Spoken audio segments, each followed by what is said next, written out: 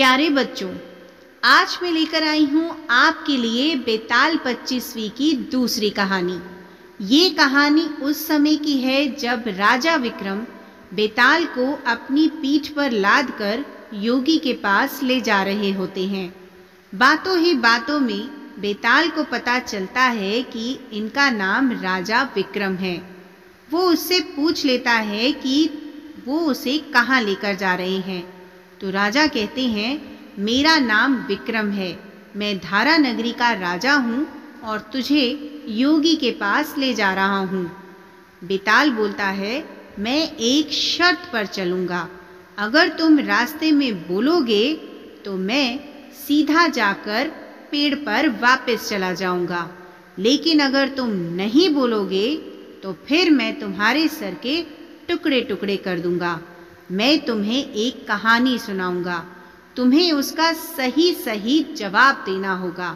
अगर तुमने सही जवाब दिया तो फिर मैं पेड़ पर वापस चला जाऊंगा, लेकिन अगर तुमने जवाब नहीं दिया तो मैं तुम्हारे सर के टुकड़े टुकड़े कर दूंगा। राजा विक्रम उसके लिए तैयार हो जाते हैं।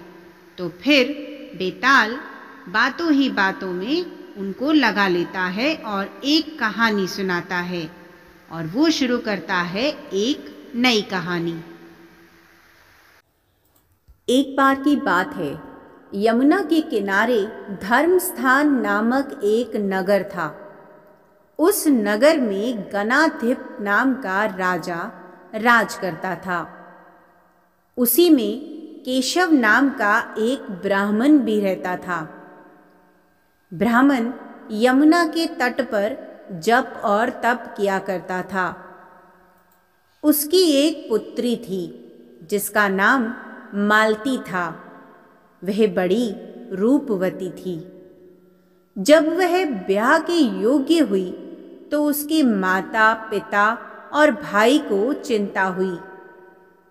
संयोग से एक दिन जब ब्राह्मण अपने किसी यजमान की बारात में गया था और भाई पढ़ने गया था, तभी उनके घर में एक ब्राह्मण का लड़का आया।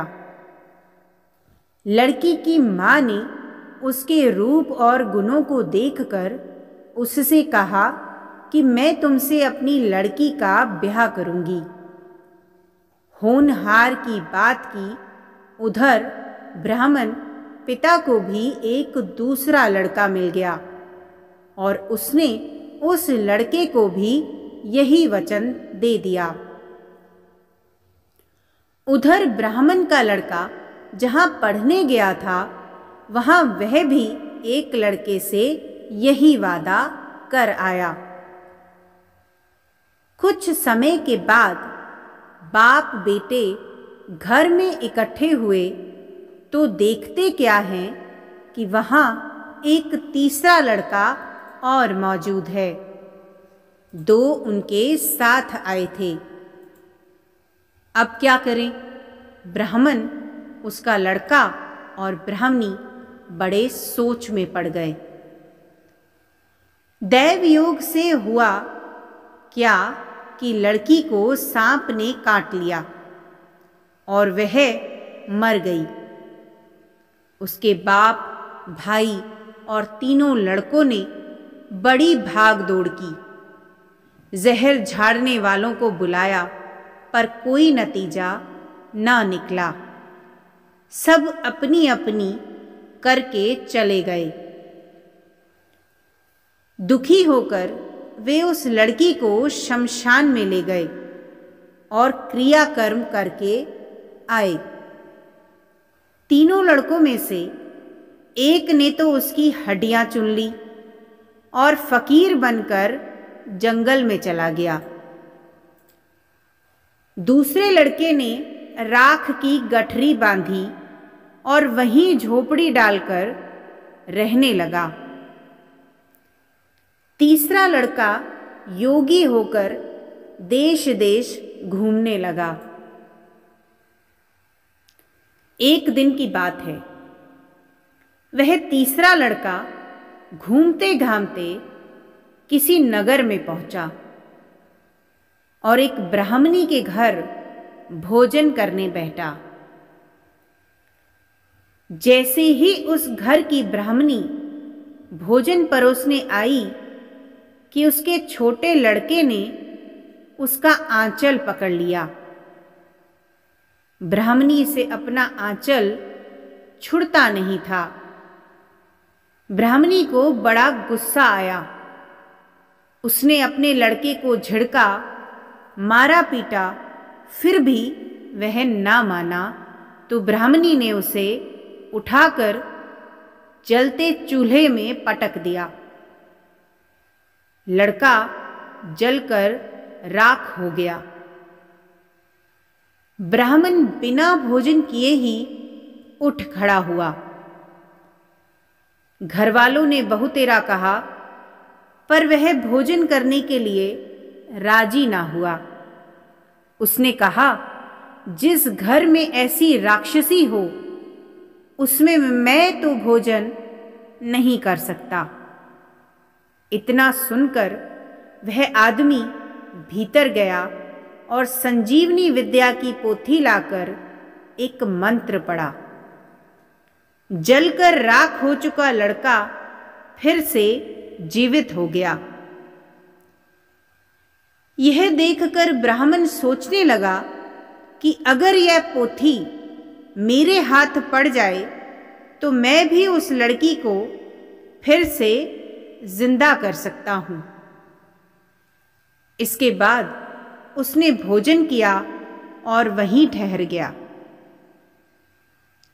जब रात को सब खा पीकर सो गए तो वह ब्राह्मण चुपचाप वह पोथी लेकर चल दिया।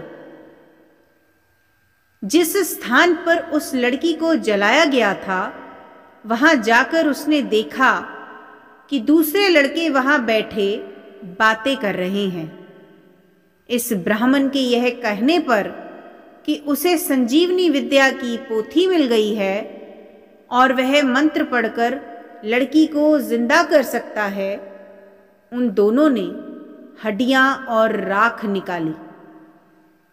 ब्राह्मण ने जैसे ही मंत्र पढ़ा वह लड़की जिंदा हो गई। अब तीनों लड़के आपस में उसके पीछे झगड़ने लगे। इतना कहकर बेताल बोला, राजा विक्रम, बताओ कि वह लड़की किसकी स्त्री होनी चाहिए। अगर तुम नहीं बोलोगे तो मैं तुम्हारे सर के टुकड़े टुकड़े कर दूंगा। सच सच बताओ कि वह लड़की किसकी स्त्री होनी चाहिए। तो राजा विक्रम ने जवाब दिया, जो वहां कुटिया बनाकर रहा उसकी। बेताल ने पूछा, क्यों? तो राजा बोला, जिसने हड्डियां रखी वह तो उसके बेटे के बराबर हुआ। जिसने विद्या सीखकर जीवन दान दिया वह बाप के बराबर हुआ, और जो राख लेकर रमा रहा वही उसका हकदार है। राजा का यह जवाब सुनकर बेताल फिर से पेड़ पर जा लटका। हर बार की तरह इस बार भी राजा विक्रम बेताल को अपनी पीठ पर लादकर जंगल के रास्ते से साधु के पास ले जा रहा होता है। बेताल को इस बीच एक चालाकी सूझती है। वो राजा विक्रम को जंगल का रास्ता आसानी से कट जाए इसके लिए एक कहानी सुनाता है, लेकिन वो शर्त रखता है कि तुम पूरे रास्ते कुछ नहीं बोलोगे। अगर तुम बोलोगे तो मैं चला जाऊंगा। तो राजा विक्रम उसकी बात मानकर चुपचाप कहानी सुनने को तैयार हो जाता है और बेताल अपनी कहानी शुरू करता है। भोगवती नाम की एक नगरी थी। उसमें राजा रूपसेन राज करता था। उसके पास चिंतामणि नाम का एक तोता था। एक दिन राजा ने उससे पूछा, हमारा ब्याह किसके साथ होगा? तोते ने कहा, मगध देश के राजा की बेटी चंद्रावती के साथ होगा। राजा ने ज्योतिषी को बुलाकर पूछा तो उसने भी यही कहा। उधर मगध देश की राजकन्या के पास एक मैना थी। उसका नाम था मदन मजरी। एक दिन राजकन्या ने उससे पूछा कि मेरा विवाह किसके साथ होगा? तो उसने कह दिया कि भोगवती नगर के राजा रूपसेन के साथ। इसके बाद दोनों का विवाह हो गया। रानी के साथ उसकी मैना भी आ गई। राजा रानी ने तोता मैना का ब्याह करके उन्हें एक पिंजड़े में रख दिया। एक दिन की बात है कि तोता और मैना में बहस हो गई। मैना ने कहा, आदमी बड़ा पापी, दगाबाज और अधर्मी होता है। तोते ने कहा, स्त्री झूठी, लालची और हत्यारी होती है। दोनों का झगड़ा बढ़ गया तो राजा ने कहा, क्या बात है, तुम आपस में लड़ते क्यों हो? मैना ने कहा, महाराज, मर्द बड़े बुरे होते हैं। इसके बाद मैना ने एक कहानी सुनाई। ईलापुर नगर में महाधन नाम का एक सेठ रहता था। विवाह के बहुत दिनों के बाद उसके घर एक लड़का पैदा हुआ। सेठ ने उसका बड़ी अच्छी तरह से लालन पालन किया, पर लड़का बड़ा होकर जुआ खेलने लगा। इस बीच सेठ मर गया। लड़के ने अपना सारा धन जुए में खो दिया। जब पास में कुछ ना बचा तो वह नगर छोड़कर चंद्रपुरी नामक नगरी में जा पहुंचा। वहां हेमगुप्त नाम का साहूकार रहता था। उसके पास जाकर उसने अपने पिता का परिचय दिया और कहा कि मैं जहाज लेकर सौदागरी करने गया था, माल बेचा, धन कमाया, लेकिन लौटने में समुद्र में ऐसा तूफान आया कि जहाज डूब गया और मैं जैसे तैसे बचकर यहाँ आ गया। उस सेठ के एक लड़की थी, रत्नावती। सेठ को बड़ी खुशी हुई कि घर बैठे इतना अच्छा लड़का मिल गया।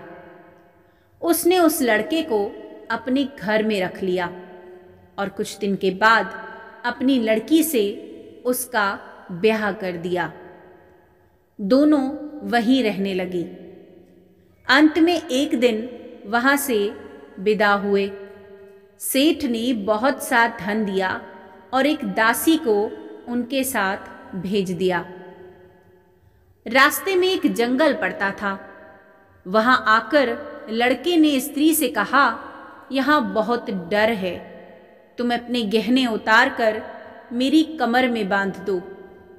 लड़की ने ऐसा ही किया। इसके बाद लड़के ने कहारों को धन देकर डोली को वापस करा दिया और दासी को मारकर कुएं में डाल दिया।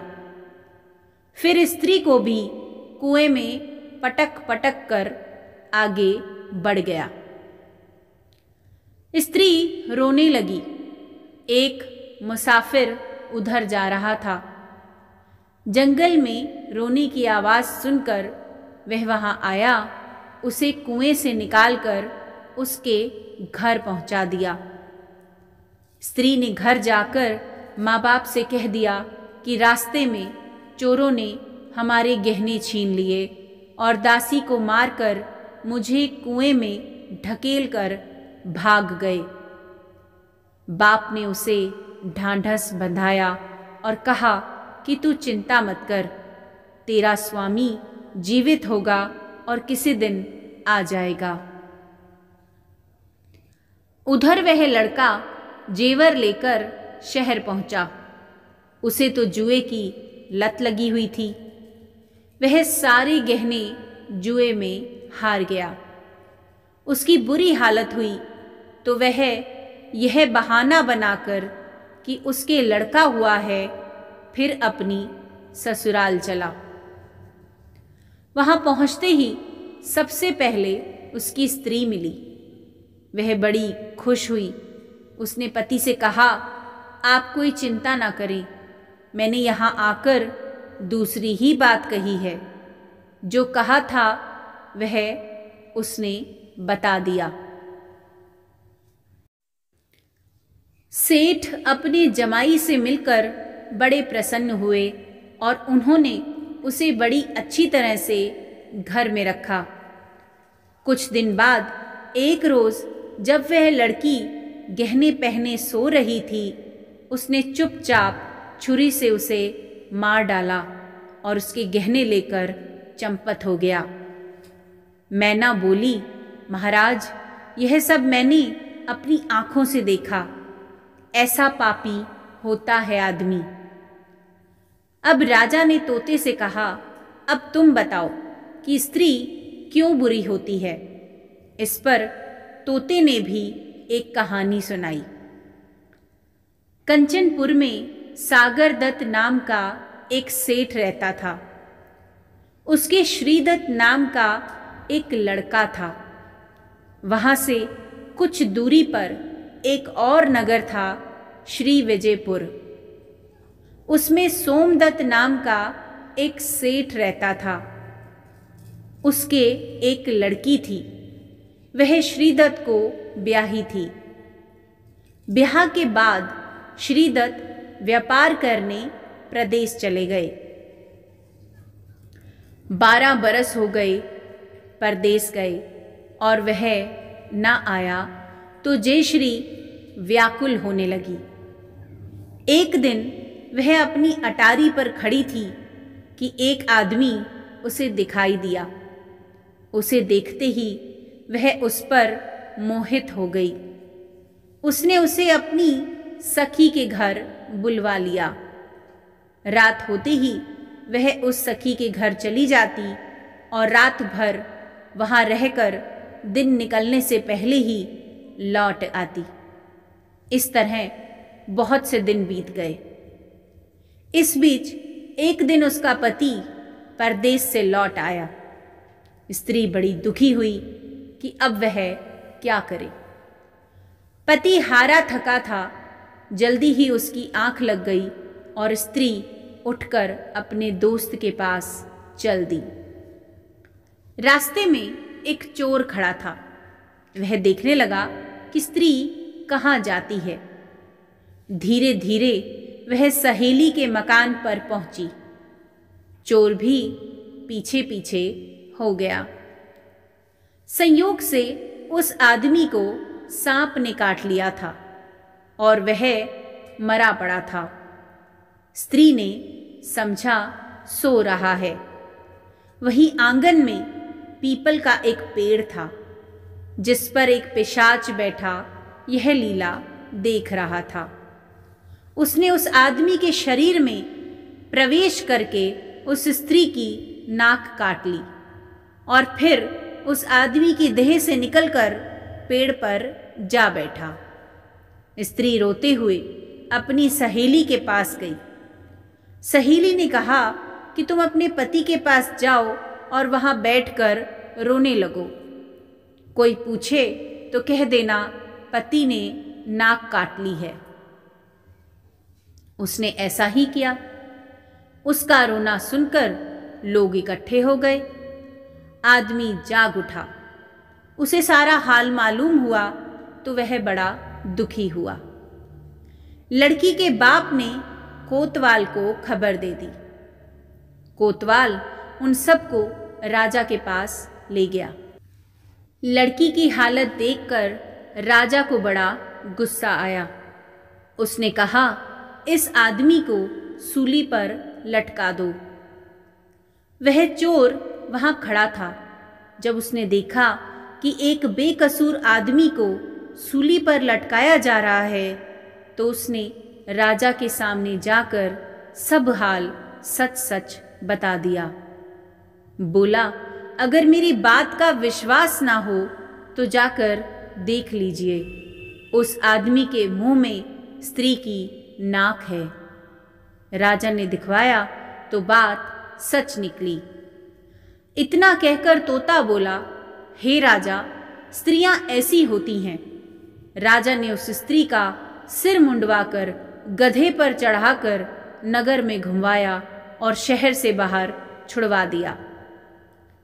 ये कहानी सुनाकर बेताल बोला राजा विक्रम को कि हे राजा, बताओ कि दोनों में ज्यादा पापी कौन है। राजा ने कहा, स्त्री। तो बेताल ने पूछा, कैसे? राजा ने कहा, मर्द कैसा ही दुष्ट हो, उसे धर्म का थोड़ा बहुत विचार रहता ही है, लेकिन स्त्री को नहीं रहता, इसलिए वह अधिक पापिन है। राजा के इतना कहते ही बेताल फिर पेड़ पर जा लटका और राजा लौट कर गया और उसे फिर से पकड़ने की चेष्टा करने लगा। हर बार की तरह इस बार भी राजा विक्रम बेताल को अपनी पीठ पर लादकर जंगल के रास्ते से साधु के पास ले जा रहा होता है। बेताल को इस बीच एक चालाकी सूझती है। वो राजा विक्रम को जंगल का रास्ता आसानी से कट जाए, इसके लिए एक कहानी सुनाता है, लेकिन वो शर्त रखता है कि तुम पूरे रास्ते कुछ नहीं बोलोगे। अगर तुम बोलोगे तो मैं चला जाऊंगा। तो राजा विक्रम उसकी बात मानकर चुपचाप कहानी सुनने को तैयार हो जाता है और बेताल अपनी कहानी शुरू करता है। धर्मपुर नाम की एक नगरी थी। उसमें धर्मशील नाम का एक राजा राज करता था। उसके अंधक नाम का एक दीवान था। एक दिन दीवान ने कहा, महाराज, एक मंदिर बनवाकर देवी को बिठाकर पूजा की जाए तो बड़ा पुण्य मिलेगा। राजा ने ऐसा ही किया।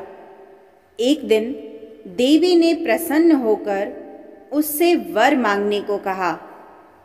राजा के कोई संतान नहीं थी। उसने देवी से पुत्र मांगा।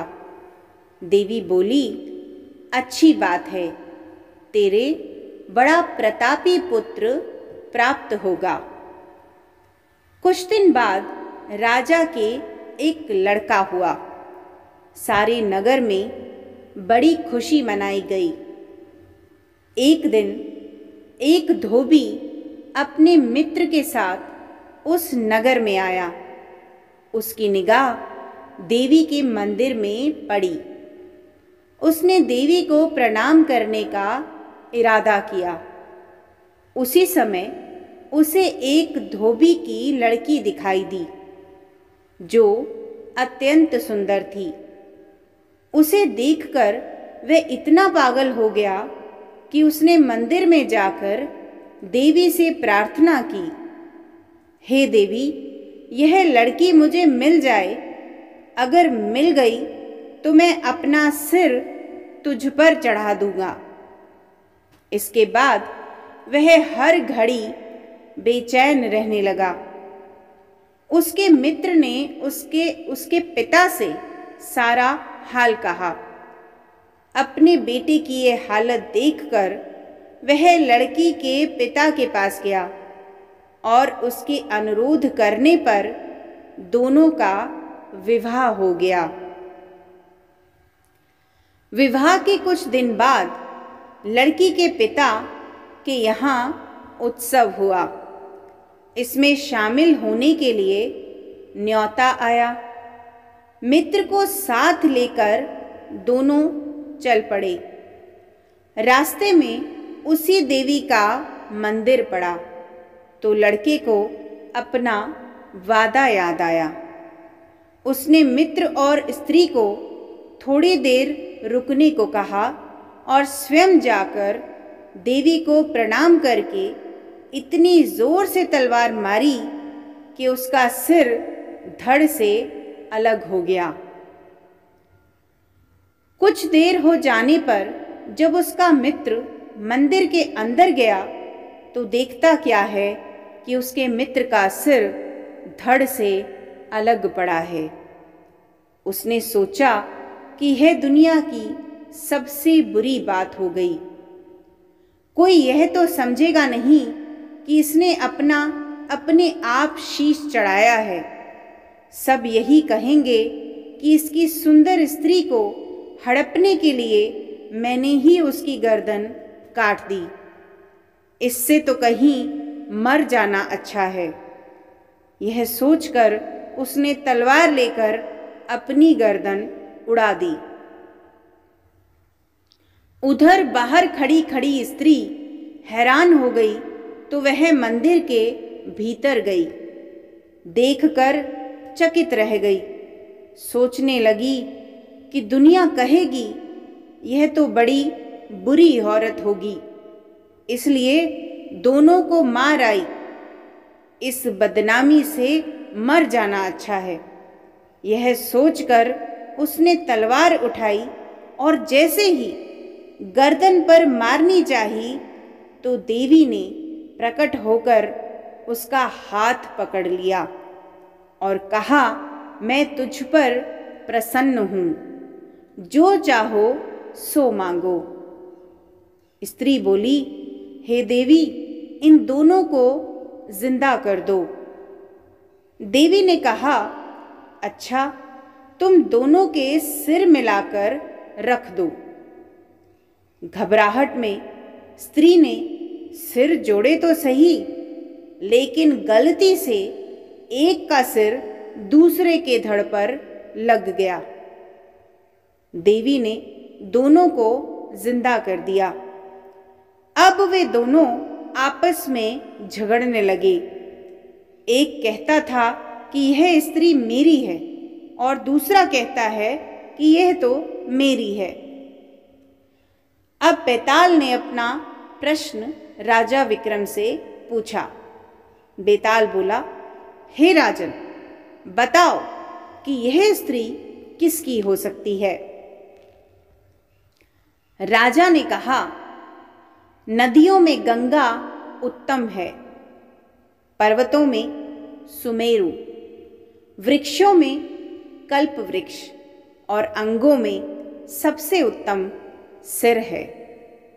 इसलिए शरीर पर पति का सिर लगा हो, वही पति उस स्त्री का होना चाहिए।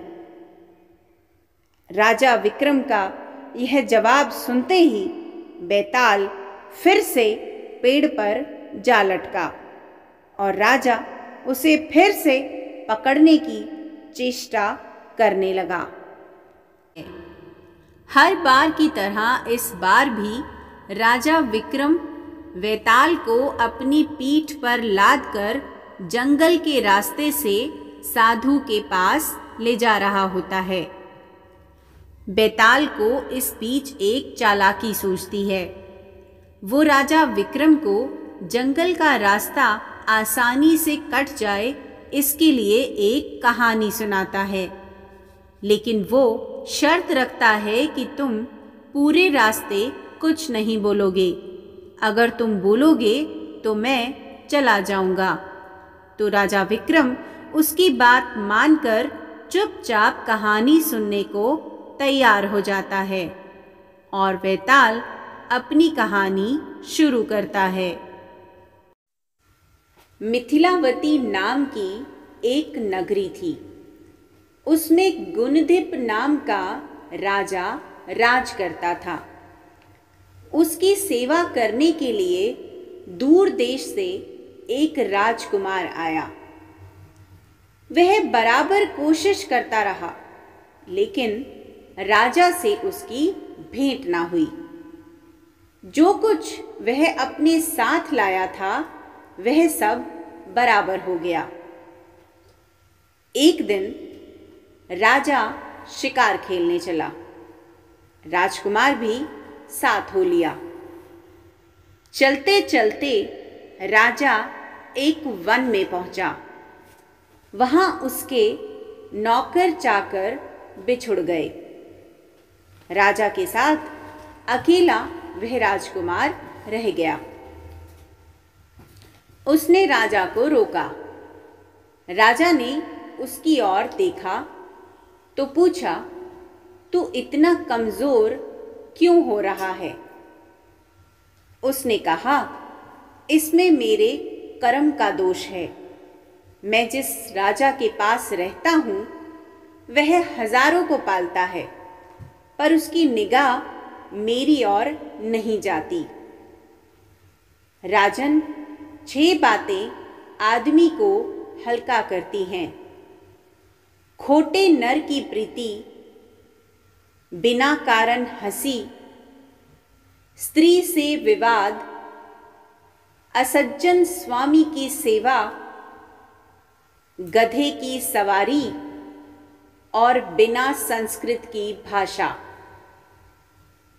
और हे राजा, ये 5 चीजें आदमी के पैदा होते ही विधाता उसके भाग्य में लिख देता है। आयु, कर्म, धन, विद्या और यश। राजन, जब तक आदमी का पुण्य उधे रहता है तब तक उसके बहुत से दास रहते हैं।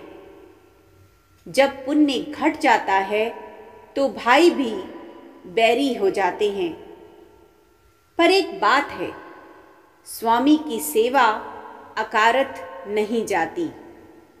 कभी ना कभी फल मिल ही जाता है। यह सुनकर राजा के मन पर उसका बड़ा असर हुआ। कुछ समय घूमने घामने के बाद वे नगर में लौट आए। राजा ने उसे अपनी नौकरी में रख लिया। उसे बढ़िया बढ़िया कपड़े और गहने दिए। एक दिन राजकुमार किसी काम से कहीं गया। रास्ते में उसे देवी का मंदिर मिला। उसने अंदर जाकर देवी की पूजा की। जब वह बाहर निकला तो देखता क्या है, उसके पीछे एक सुंदर स्त्री चली आ रही है। राजकुमार उसे देखते ही उसकी ओर आकर्षित हो गया। स्त्री ने कहा, पहले तुम कुंड में स्नान कराओ, फिर जो कहोगे सो करूंगी। इतना सुनकर राजकुमार कपड़े उतारकर जैसे ही कुंड में घुसा और गोता लगाया कि अपने नगर में पहुंच गया। उसने जाकर राजा को सारा हाल कह सुनाया। राजा ने कहा, यह अचरज मुझे भी दिखाओ। दोनों घोड़ों पर सवार होकर देवी के मंदिर पर आए। अंदर जाकर दर्शन किए और जैसे ही बाहर निकले कि वह स्त्री प्रकट हो गई। राजा को देखते ही बोली, महाराज, मैं आपके रूप पर मुग्ध हूं। आप जो कहेंगे वही करूंगी। राजा ने कहा, ऐसी बात है तो तू मेरे इस सेवक से विवाह कर ले। स्त्री बोली, यह नहीं होने का, मैं तो तुम्हें चाहती हूं। राजा ने कहा, सज्जन लोग जो कहते हैं उसे निभाते हैं। तुम अपने वचन का पालन करो। इसके बाद राजा ने उसका विवाह अपने सेवक से करा दिया। इतना कहकर बैताल बोला, हे राजन, यह बताओ कि राजा और सेवक दोनों में से किसका काम बड़ा हुआ? राजा विक्रम ने कहा, नौकर का। बैताल ने पूछा, कैसे? राजा विक्रम बोला, उपकार करना राजा का तो धर्म ही था, इसलिए उसके उपकार करने में कोई खास बात नहीं हुई। लेकिन जिसका धर्म नहीं था उसने उपकार किया तो उसका काम बढ़कर हुआ। इतना सुनकर बैताल फिर पेड़ पर जा लटका और राजा विक्रम उसे पुनः लिपाने की चेष्टा करके फिर से उसके पीछे दौड़ चला। हमें उम्मीद है कि हमारे चैनल द्वारा दी गई इन्फॉर्मेशन आपके लिए यूज़फुल होगी। ऐसी ही और यूज़फुल वीडियोस के लिए आप हमारे इस चैनल को सब्सक्राइब एंड लाइक ज़रूर करें और अपने फ्रेंड्स के साथ शेयर भी ज़रूर करें। Thank you.